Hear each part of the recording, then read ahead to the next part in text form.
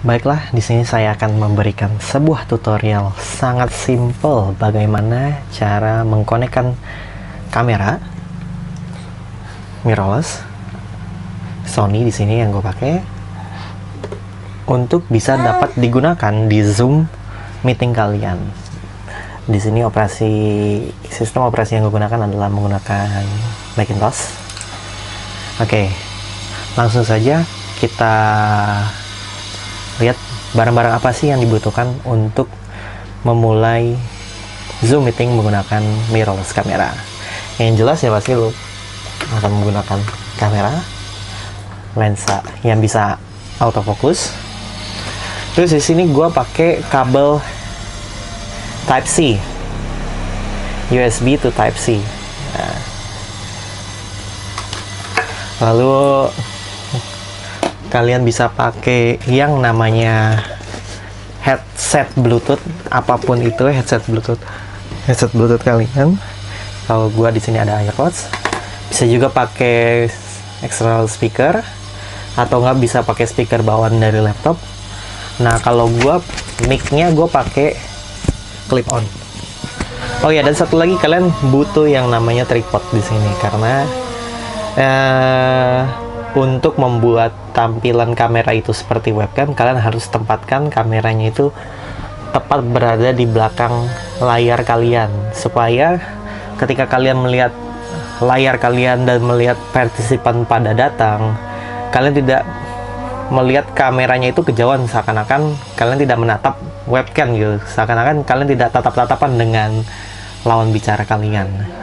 Lalu aplikasi apa saja sih yang dibutuhkan pada saat menggunakan Zoom meeting? Maksudnya bagaimana sih cara menyambungkannya gitu. Kalau di Mac kita butuh yang namanya aplikasi CamTwist, yaitu yang seperti ini gambarnya seperti ini. Nah aplikasi ini sebenarnya tujuannya sebagai apa sih? Jadi karena di Mac itu sendiri tidak menggunakan kamera webcam, atau misalkan di Windows itu ada namanya Sony Imaging Edge Webcam, jadi bisa membuat semua kamera mirrorless Sony itu menjadi webcam langsung dari aplikasi Sony. Nah aplikasi itu hanya ada pada Windows, tidak ada pada Macintosh. Oleh karena itu kita harus mengcapture aplikasi yang namanya aplikasi remote, dan itu bawaan dari Sony langsung. Aplikasi remote itu kita capture menggunakan si CamTwist ini nih, Oke, langsung saja kita mulai workaround-nya menggunakan CamTwist. Pertama yang saya lakukan adalah mengkoneksikan kamera ke dalam laptop saya. Yang saya bilang tadi menggunakan USB-C ini. USB-C, ini dari USB itu USB-C. Nah, ini langsung ke kamera. Sebenarnya bisa pakai kamera, maksudnya bisa untuk kamera yang tidak menggunakan USB-C itu bisa menggunakan micro USB juga. Yang penting bisa connect ke Sony Remote App yang ada di Macintosh kalian. Kabel USB yang di sini sudah terhubung ke kamera menggunakan USB-C. Lalu pertama yang perlu dilakukan itu adalah membuka aplikasi bawaan dari Sony Imaging Edge Desktop itu yang namanya remote. Nah yang ini nih namanya remote, aduh kurang jelas ya, ini gambarnya kurang lebih yang ini remote. Ini bisa di download langsung di websitenya Sony.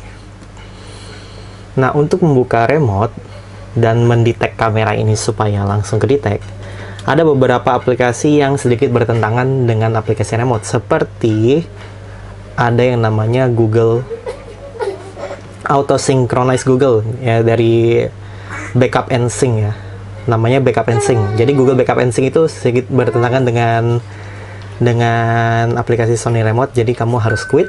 Dan ada juga yang namanya aplikasi Dropbox, juga harus kamu quit di sini.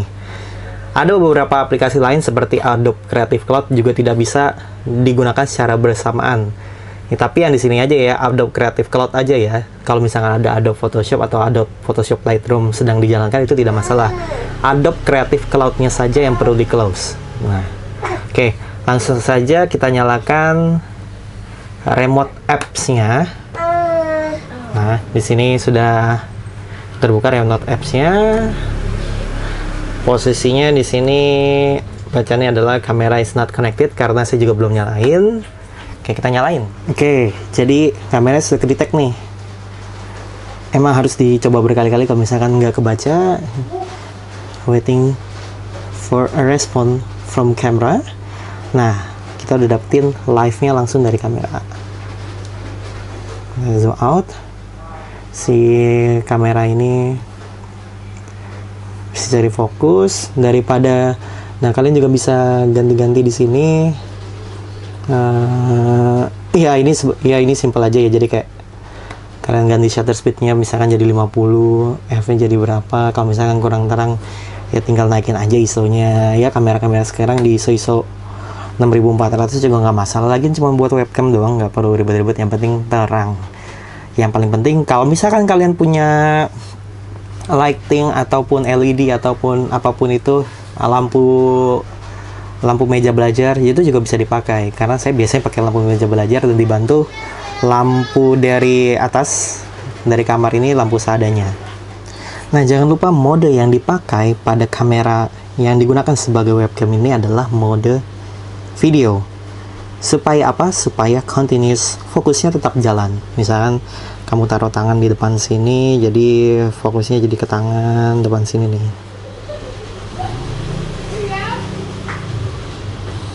Nah, seperti itu kurang lebih, jadi dia ganti-ganti.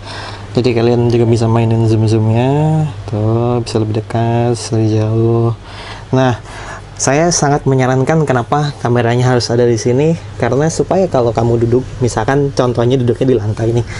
Nah, kan jarak mata dengan LCD itu, LCD lebih rendah sih. Dan kamera sejajar dengan muka. Nah, jadi ketika kamu melihat LCD atau melihat kamera, kamu tidak seperti memalingkan wajah dari partisipan-partisipan yang lain gitu. Makanya kenapa saya bilang harus kameranya itu ada di atas LCD kalian, entah itu laptop, entah itu komputer di rumah. Posisi kamera itu harus menggantikan di atasnya webcam ini. Dan kalau bisa posisi LCD ini lebih rendah daripada kalian duduk. Gimana ya lebih rendah daripada kalian duduk? Maksudnya lebih rendah daripada eye level kalian gitu. Jadi supaya kalian nggak dongak, jadi kalian stay fokus ke depan gitu. Ya kurang lebih seperti itu. Nah, lalu bagaimana menyambungkan ke CamTwist? Pada aplikasi CamTwist nih, saya sudah buka aplikasinya CamTwist. Ini juga bisa di-download langsung dan ini available untuk Macintosh. Nah, di sini kalian tinggal buka yang namanya Desktop Plus. Oke. Nah, kalian bisa pilih di Desktop Plus. Kemudian di bagian settingsnya kalian checklist bagian confine to application window, select from existing windows. Jadi kalian pilih remote sebagai di sini. Nah, kalian langsung pilih select capture area. Kalau kalian sudah pencet capture area, nanti keluar nih di remote sini ada bagian yang bisa kalian crop gitu deh. Nah, misalkan saya crop ke bawah gini, saya crop ke sini, saya mau ngambil bagian yang ada mukanya saya aja gitu, saya gambarnya aja. Setelah selesai kalian done selecting, udah selesai. Nah, yang paling penting adalah si remote ini jangan kalian close, jangan kalian minimize juga. Kalau CamTwist-nya kalian minimize tidak apa-apa, tapi remote application jangan di close, karena ini adalah basicnya dari capturean kalian. Oke, dan ini sudah masuk di aplikasi Zoom. Langsung saja new meeting. Udah deh, ini Zoom-nya sudah menggunakan aplikasi dari CamTwist. Nah, misalkan kalian belum pernah pakai CamTwist, jadi pasti kalian harus pilih di sini kamera yang dipakai adalah apa. Misalkan ada FaceTime HD kamera, itu adalah kamera bawaan dari laptop saya. Kalian pilih CamTwist. Ada 2 CamTwist ya, terserah mau pilih yang mana, dua-duanya bisa dipilih. Dan ini langsung directly di capture dari aplikasi si remote ini. Nah, ini adalah aplikasi remote dan ini adalah aplikasi zoom. Pastikan remote-nya itu tidak kalian minimize. Kalau kalian minimize, akan menjadi stuck di zoom-nya. Maksudnya ya kayak gimana sih dia nge-capture bagian area yang di remote ini. Sedangkan kalau kalian minimize, si remote itu kan pasti masuk ke dock nih, atau misalkan masuk ke taskbar gitu kalau di Windows. Gimana cara capture-nya gitu kan, dia nggak ada nongol gitu di desktop kalian. Nah, itu maksudnya jawabannya seperti itu. Jadi sudah selesai di sini saya penjelasan dari saya. Nah, kan enak nih. Jadi kalau kalian nge-zoom, nah bisa di zoom in, zoom out, tinggal pakai lighting dari kiri atau dari kanan, backlight, semua kan lebih jelas. Oke, sampai di situ aja penjelasannya. Kalau misalnya ada pertanyaan, maaf banget kalau misalkan ini tidak mendetail, maksudnya by aplikasi kayak gimana, tapi ini penjelasan secara luasnya aja ya, maksudnya kulitnya aja. Gampang banget intinya. Cuman kalau kalian mau lebih gampang lagi, ya kalian pakai yang namanya kabel HDMI langsung ke capture card. Jadi dia bentuknya seperti USB, kalian colokin di sini, yang outputnya HDMI, kabel HDMI langsung ke kamera. Nah, itu sangat mudah sekali karena cuma tinggal plug and play dan semua kamera pun jadi bisa live view gitu. Cuman harga capture card itu nggak murah. Yang paling murah itu kayak bangsa 200-400 ribuan, cuman tidak stabil, dia bisa kelap-kelip. Dan kalau misalkan laptopnya nggak kuat, dia nggak akan sanggup ngeluarin capturean dari kamera kalian.